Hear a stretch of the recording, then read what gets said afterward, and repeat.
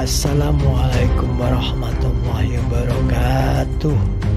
Kenapa ibadah bisa mengeluarkan cahaya? Yuk kita eksplorasi kedalaman Tuhannya Islam.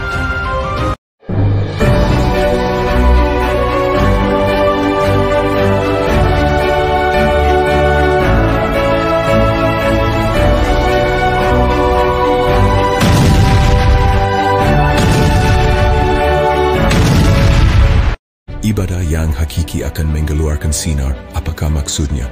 Konsep ibadah bukan sekadar rutinitas, tapi jalan hidup yang mencakup semua aspek kehidupan manusia. Tujuan ibadah itu bukan hanya menunaikan kewajiban, namun untuk hubungan yang lebih dalam dengan Sang Pencipta. Ini tentang pertumbuhan rohania juga, bukan hanya jasmania. Masih ingat makna zikrullah? Ya, mengingat Allah dengan pikiran. Ini diperintahkan sepanjang waktu, termasuk saat beribadah.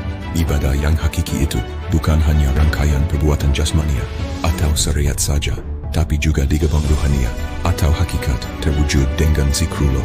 Memfokuskan akal dan hati agar tidak kemana-mana, hanya mengingat Allah. Nah, kenapa ibadah hakiki itu keluar sinar? Metafora ini sangatlah dalam, harus mengupas kedalaman spiritual Islam. Jadi, kalau sudah menggabungkan ibadah syariat dan hakikat sinkron bersama-sama, maka akan keluar malaikat sebentuk cahaya yang akan ke langit, menghadap kepada Allah sebagai perwujudan ibadah. Makin serasi dan sejalan antara hakikat dan syariat, maka akan makin banyak cahaya yang keluar.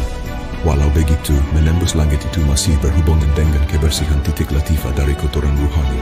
Selama belum bersih, maka belum bisa cahaya yang keluar dari ibadah itu akan bisa menembus langit. Lalu apa itu titik latifah?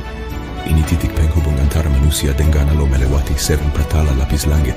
Di titik latifah itu ada lubang, menggerak ke dalam kegaiban ruhani, menuju alam ruh yaitu alam langit, dan melintasi pintu-pintu langit.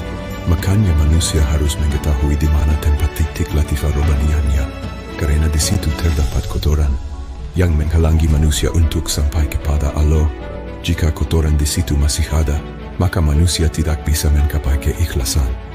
Ikhlas itu murni. Jika masih kotor, maka namanya tidak murni atau tidak ikhlas. Kotoran itulah yang keikhlasan, seperti ujub sombong, tidak bisa menerima, riak, sum'ah, gibah, ragu, was-was. Semua kotoran itu adanya di titik latifah, dan kita membersihkan kotoran itu namanya nadhofa. Makanya kata-kata nadhofa disangkut pautkan dengan iman, bukan Islam. Anadzofatu minal iman, bukan anadzofatu minal Islam. Karena yang maksud di hadis itu pembersihan titik latifah. Makanya Rasulullah mengisyaratkannya dengan iman bukan dengan Islam. Oke teman, inilah makna ibadah yang mengeluarkan cahaya. Tonton ulang agar paham. Semoga kita diberikan pemahaman seperti para nabi dan daya ingat seperti para rasul. Amin.